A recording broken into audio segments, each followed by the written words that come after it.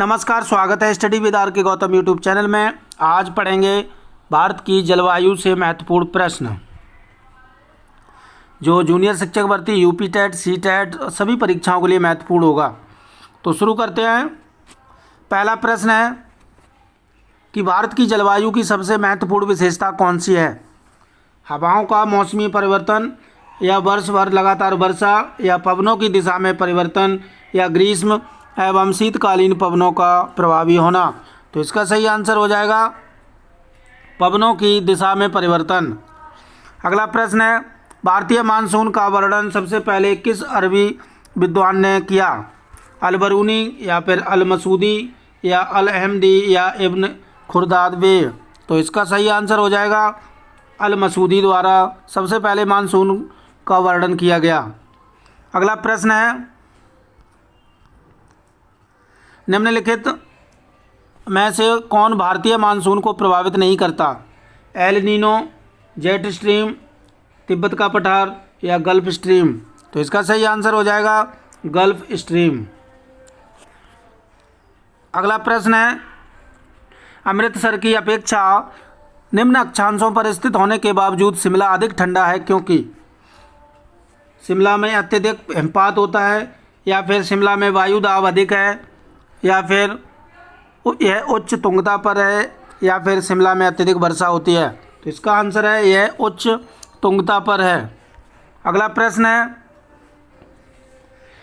निम्नलिखित में से जिस राज्य में दक्षिण पश्चिम मानसून से वर्षा नहीं होती है?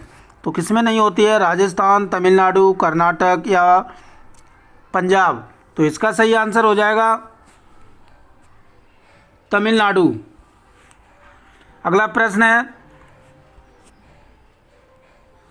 तमिलनाडु में शरदकालीन वर्षा अधिकांशतः जिन कारणों से होती है वह कौन सा कारण है? पश्चिम विक्षोभ, या फिर दक्षिणी पश्चिम मानसून, या उत्तर पूर्वी मानसून, या दक्षिणी पूर्वी मानसून। तो इसका सही आंसर हो जाएगा उत्तर पूर्वी मानसून। अगला प्रश्न है, दक्षिण पश्चिम मानसून निम्नलिखित में से किस प्रदेश में सबसे पहले प्रवेश करता है? तमिलनाडु, महाराष्ट्र, गोवा, केरल। तो इसका सही आंसर हो जाएगा केरल। अगला प्रश्न है,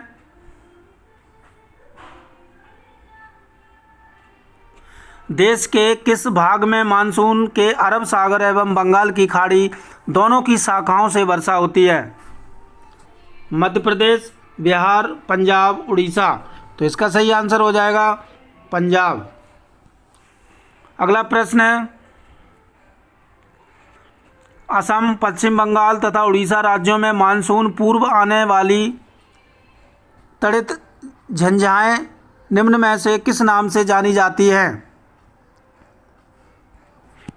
नॉर्वेस्टर्स, या नॉर ईस्टर्स, या नॉर वेस्टर्स, या फिर साउथ ईस्टर्स। तो इसका सही आंसर हो जाएगा नॉरवेस्टर। अगला प्रश्न है, भारत के कोरोमंडल तट पर सर्वाधिक वर्षा होती है?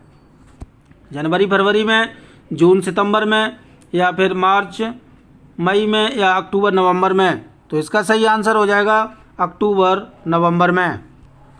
अगला प्रश्न है, भारत के उत्तर पश्चिमी भाग में शीतकालीन वर्षा का कारण क्या है? स्थानीय झंझावात, लौटता हुआ मानसून, या पश्चिमी विक्षोभ, या पूर्वी विक्षोभ। तो इसका सही आंसर हो जाएगा पश्चिमी विक्षोभ। अगला प्रश्न है, भारतवर्ष में सर्वाधिक वर्षा क्षेत्र में होती है? किस क्षेत्र में होती है? पश्चिमी तट, हिमालय क्षेत्र तथा मेघालय, मध्य प्रदेश तथा बिहार, उत्तर प्रदेश, हरियाणा तथा पंजाब, आंध्र प्रदेश तथा विदर्भ। तो इसका सही आंसर हो जाएगा पश्चिमी घाट और हिमालय क्षेत्र तथा मेघालय में सर्वाधिक वर्षा होती है। अगला प्रश्न है, भारत में सर्वाधिक वर्षा प्राप्त करने वाला स्थान कौन सा है? बीकानेर, चेरापूंजी, मौसिनराम, या शिमला। तो इसका सही आंसर है मौसिनराम। अगला प्रश्न है, भारत में सबसे अधिक तथा सबसे कम वर्षा प्राप्त करने वाले 2 राज्यों का सही क्रम निम्नलिखित में से कौन सा है? केरल मध्य प्रदेश, मेघालय राजस्थान, असम राजस्थान, केरल राजस्थान।